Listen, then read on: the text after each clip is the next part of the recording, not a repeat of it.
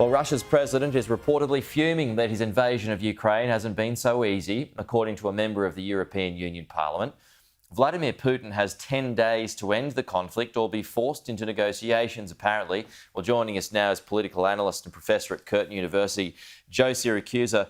Joe, despite the bravery of Ukrainian forces, we've had an update from Kiev. Its mayor says that the city is basically encircled, so there's no way out for anybody who wants to. There does still seem to be an inevitability about all of this. Oh, there's no chance Ukraine is going to win this one. The Russians have been slowed down. President Putin, of course, thought that defeatism and confusion on the ground would allow him to get in, but a lot of nations always miscalculate. Pete, this is moving very, very quickly. Last week, Ukraine had been hung out to dry by the European Union and Nato. And this week, NATO is going to underwrite the war. It's going to replace all the equipment. It's going to bring it through Poland. And in short, what Putin has right now, he's at war with Europe as far as he's concerned. And just to prove the point, how dangerous he is, he's put his nuclear weapons on alert. Now, for those who don't know much about this, what that means is they're on 15-minute alert. Only needs 15 minutes to get these things going in the direction he wants them to go. They're all programmed, as a matter of fact.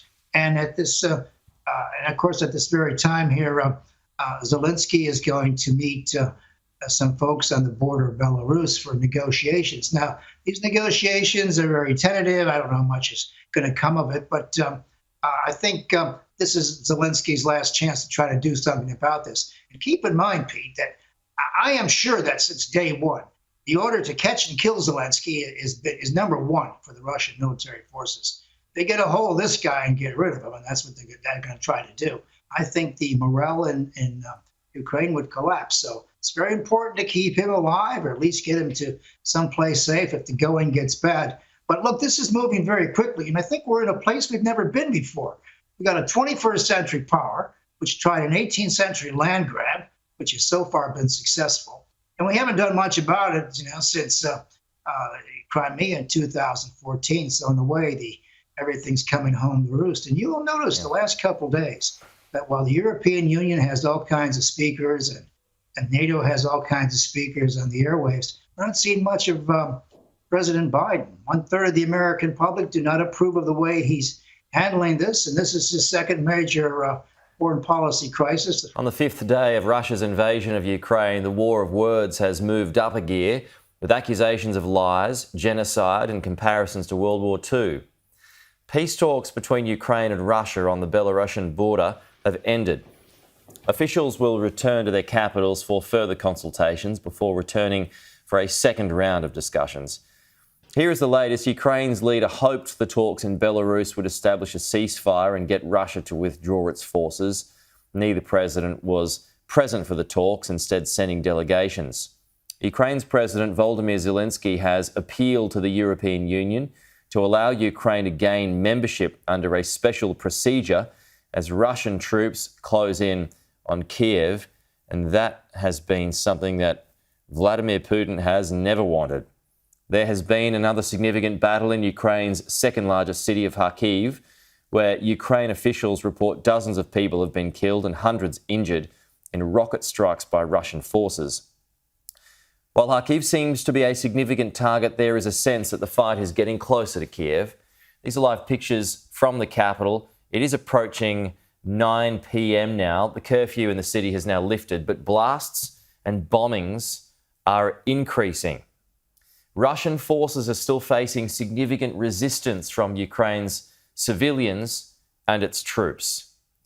The United Nations General Assembly has met in a rare emergency session to discuss the crisis. That's the first of its kind in 40 years. The Russian and Ukrainian envoys to the United Nations shared harsh words, with Russia blaming the West for hostilities. Russia has faced more global consequences for its invasion. Switzerland has broken its neutrality, announcing it will follow the EU with sanctions.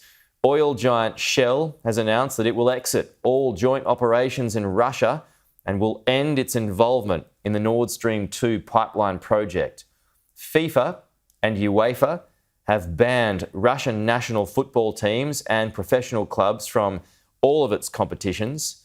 And the IOC has recommended all international sport organisations boycott Russia and Belarus and exclude participation of Russian and Belarusian athletes at all events. Russia is closing in on Ukraine's capital, taking out a TV station and sending a 65-kilometre-long convoy of tanks to the city. A series of shelling attacks has killed more than a dozen people in Kiev and Kharkiv after residents were warned to leave.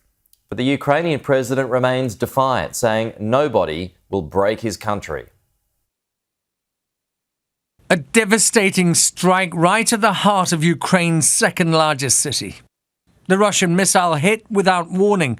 Cars can be seen driving close to the explosion in Kharkiv's Freedom Square. The target was the city's Region State Administration building.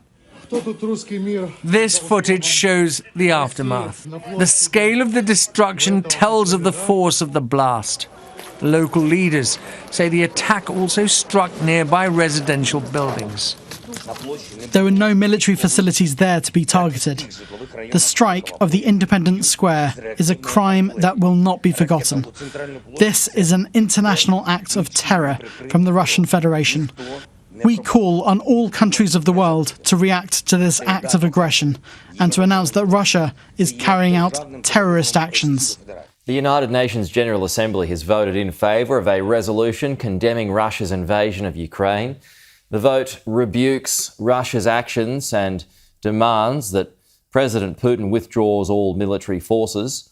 It required 2/3 of the vote to pass, but was supported by almost 3/4 of the member states. 141 countries voted in favour, while 5 voted against it, including the Russian Federation, Belarus and North Korea. 35 members abstained, including China, India and Cuba. I would like to express gratitude to all member states that support Ukrainians in their battle for freedom. I will not recite all facts of new war crimes and crimes against humanity that the Russian troops have committed since my previous statement 2 days ago. The list is so long that it will run out of time. The crimes are so barbaric that it is difficult to comprehend. Russia has launched another wave of assaults on Ukraine's major cities, killing civilians and targeting police headquarters and residential buildings. There have been mass casualties in Kharkiv and Mariupol as Russian forces claim to have gained control of the southern port of the city of Kherson. Ukraine's State Emergency Service says more than 2,000 civilians have died since the start of the invasion. Kharkiv's weary residents woke to buildings still ablaze after another night of more Russian bombardment. This is what's left of one of the university buildings in Ukraine's second-largest city after being pounded by Russian air and rocket strikes. The Russian advance on Ukraine's capital, Kiev, continues, although slowed by heavy resistance from Ukrainian fighters. This is what the invading forces have done to a residential neighborhood in Irpin, a city to the northwest of Kiev. Ворог стягує сили все ближче до столиці. Вночі обстрілював Білу церкву. Тривали бої в Бучі і Гостомелі. Ми готуємось і будемо обороняти наше місто. Russian forces have laid siege on several cities, pummeling civilian neighbourhoods with heavy artillery. At least 22 people have been killed in Ukraine's Chernihiv region after airstrikes hit 2 schools and several homes.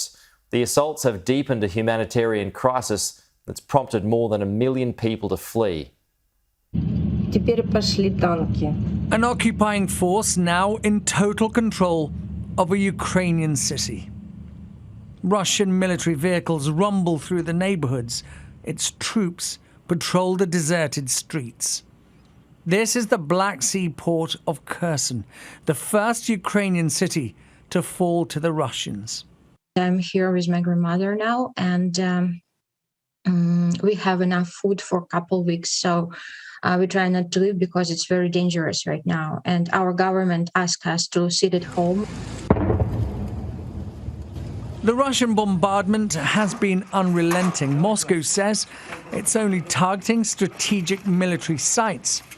But this is Mariupol now, a southeastern city that has seen some of the fiercest fighting and remains surrounded on all sides by the Russian army. French President Emmanuel Macron has warned the worst is yet to come for Ukraine after a phone call with Vladimir Putin. His Russian counterpart, who initiated the call, vowed to continue his war until he achieved the goals. He cited Kiev's refusal to accept Russia's conditions, repeated that his objective is neutralisation, demilitarisation and denazification. But French officials say Moscow is aiming to take full control of the country by diplomatic or military means. Addressing his Security Council this morning, Mr. Putin said his invasion is going to plan. His comments come despite Russia failing to capture more than a single city since troops moved in last week. I will never go back on the statement that Russians and Ukrainians are one people, even though that a lot of Ukrainians have been threatened and brainwashed. And of course, some of them, consciously started following Bandera movement and other factions that were on the side of Hitler during the Second World War. More than 2,000 Ukrainian civilians have been killed since the start of the invasion and hundreds of buildings have been destroyed. But the country's defence minister says Ukraine won't back down. The Russian occupiers feared a disgraceful defeat and began to commit crimes against humanity. They're shelling hospitals, killing women and children. This cannot be called an army. These are just cowards and terrorists. Many challenges are still ahead. There will be blood, tears and pain. But for now, we have each and every reason to stay confident in ourselves and those who are with us, and we will definitely win. Glory to Ukraine.